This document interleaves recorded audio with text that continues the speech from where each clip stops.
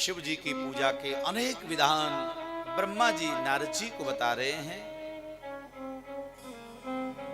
यहां तक बताया कि महादेव की पूजा में अगर कोई कामना भी है आपकी, वैसे सबसे बड़ी जो पूजा है वो निष्काम भाव की पूजा है।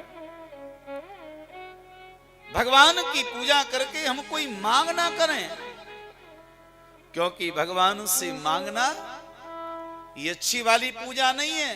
लेकिन महादेव की पूजा में अगर आप कोई मांग रखते भी हैं तो संसार के जितने भी लोग हैं सबके मन में कोई ना कोई कामना छुपी हुई है। सबके मन में कामना है। अगर भगवान को कोई एक बार प्रणाम भी करेगा ना, तो उस एक बार के प्रणाम में ही वो अनेक वस्तुएं भगवान से मांग कर लेता है। तो आज हम आपके मतलब का ही प्रसंग सुना रहे हैं कि आपके मन में जो कामना है उस कामना के अनुसार किस वस्तु को भगवान महादेव जी को अर्पण करा के हम भगवान का आशीर्वाद प्राप्त कर सकते हैं। जिसको आयु चाहिए, जो निरोगी रहना चाहता है,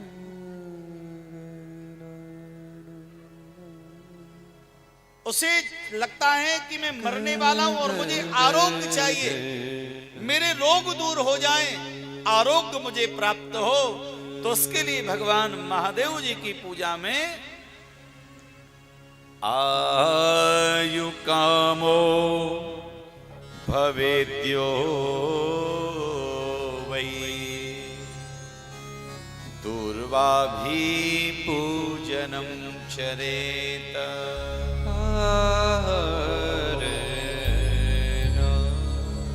भैया जिसको आयु की कामना है उसको नित्य जो दूर्वा होती है ना घास, ये दूर्वा भगवान महादेव को चढ़ानी चाहिए। अगर आपके मन में आयु की कामना है, आरोग्य चाहते हैं, दूर्वा चढ़ाओ। दूर्वा मेरे महादेव जी को प्रिय है और भगवान विनायक जो गणेश जी महाराज उनके लिए भी दूर्वा अत्यंत प्रिय है।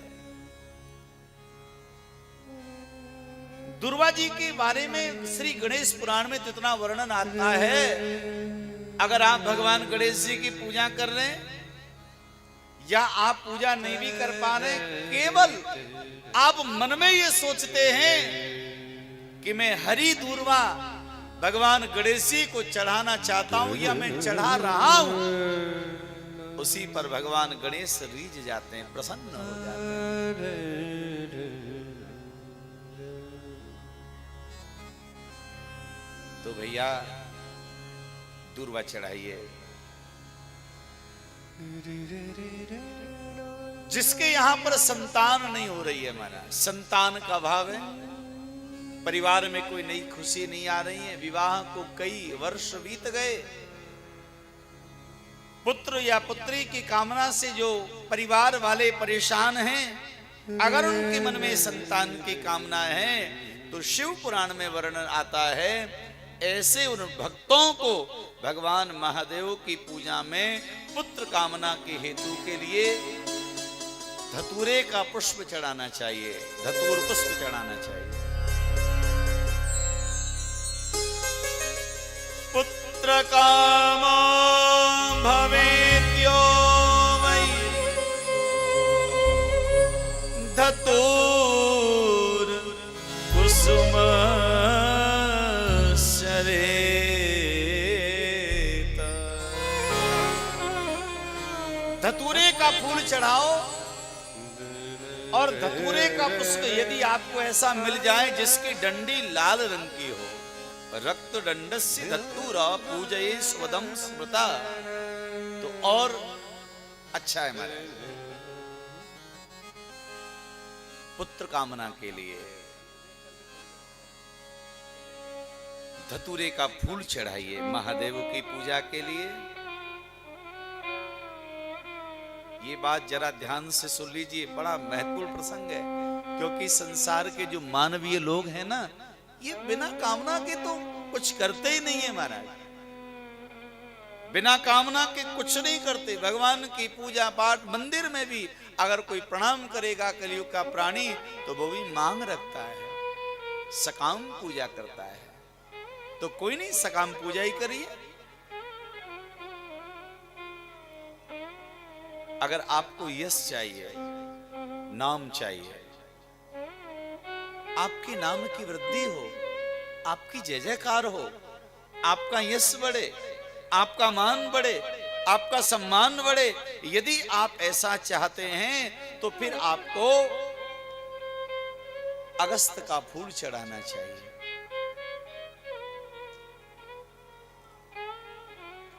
अगस्त का फूल भगवान महादेव को चढ़ाने से जो चढ़ाने वाला है उसके यश की वृद्धि होती है, उसके नाम और वैभव की वृद्धि होती है महाराज। और यदि आपको भोग और मोक्ष दोनों चाहिए कि संसार में रहें तब तक हम सब साधन युक्त रहें और मरें तो मरने के बाद में मोक्ष मिले, यहां भी लाभ मिले और वहां भी लाभ मिले, दोनों हाथों में लड्डू चाहिए। संसार में रहें तो संसार के भोग सुख मिले और यदि मर जाएं तो भगवान का धाम मिले।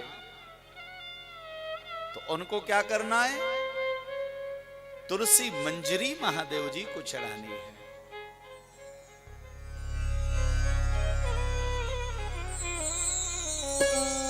भोक्ति मुक्ति फलम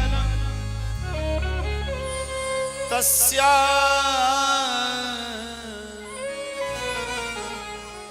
भोग और मोक्ष के लिए तुलसी मंजरी महादेव जी की सेवा में चढ़ा।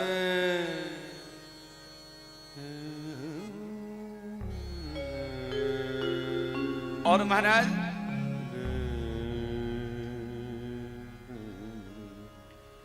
रोगों ने ज्यादा जकड़ लिया है, रोग ज्यादा हावी हो गए महाराज। तो उसके लिए फिर आपको एक काम करना है, कनेर का पुष्प, कनेर के पुष्प को अपने रोगों की निवृत्ति के लिए भगवान महादेव जी को अर्पण कराना है। उससे कनेर के पुष्प जो हैं चढ़ाने से आपके महाराज रोगों की निवृत्ति हो जाएगी।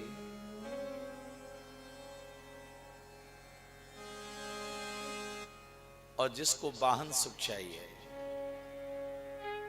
चाहते हैं महाराज मोटर कार हो, बढ़िया बढ़िया वाहन हो, अगर आप चाहते हैं कि वाहनों से युक्त आप हो जाएं, वाहन आपको चाहिए, तो फिर यहां पर दोपहरिया का जो पुष्प है, जो दोपहर में खिलता है, वह वाला पुष्प भगवान महादेव जी को चढ़ाने से व्यक्ति वाहन संपन्न हो जाता है।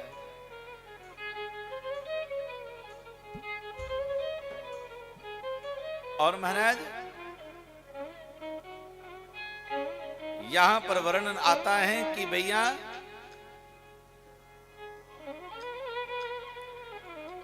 जिसको महाराज सर्व कामनाओं की पूर्ति हो जाए, सभी कामनाओं की पूर्ति अगर कोई चाहता है तो उस व्यक्ति को केवल बिल्व पत्र ही भगवान महादेव को चढ़ाना चाहिए। बिल्व पत्र से ही आपकी सभी कामनाएं पूरी हो जाती हैं। बिल्व पत्र महादेव जी को चढ़ाया जाता है।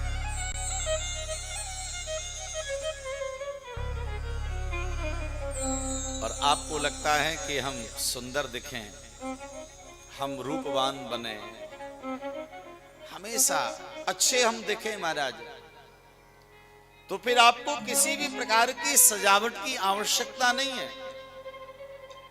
आपको कहीं पार्लर में जाने की आवश्यकता नहीं है।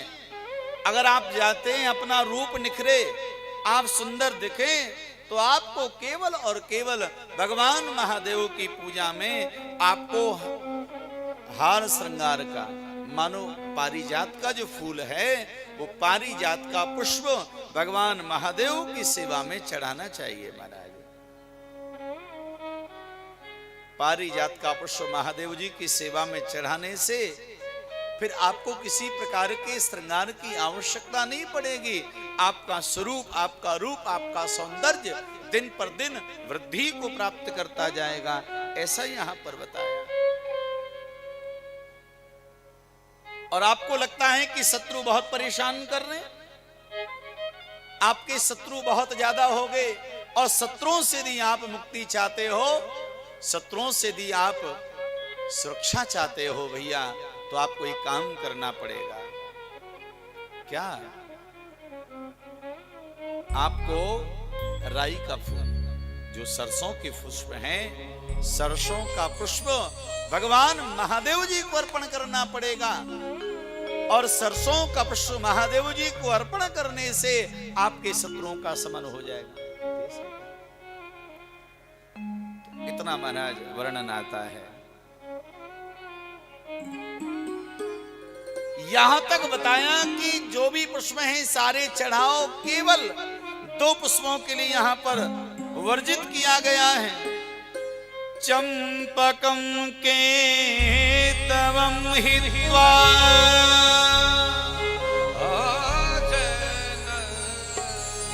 चंपा और केतक, ये 2 पुष्प ऐसे हैं कि ये भगवान महादेव की पूजा में वर्जित हैं।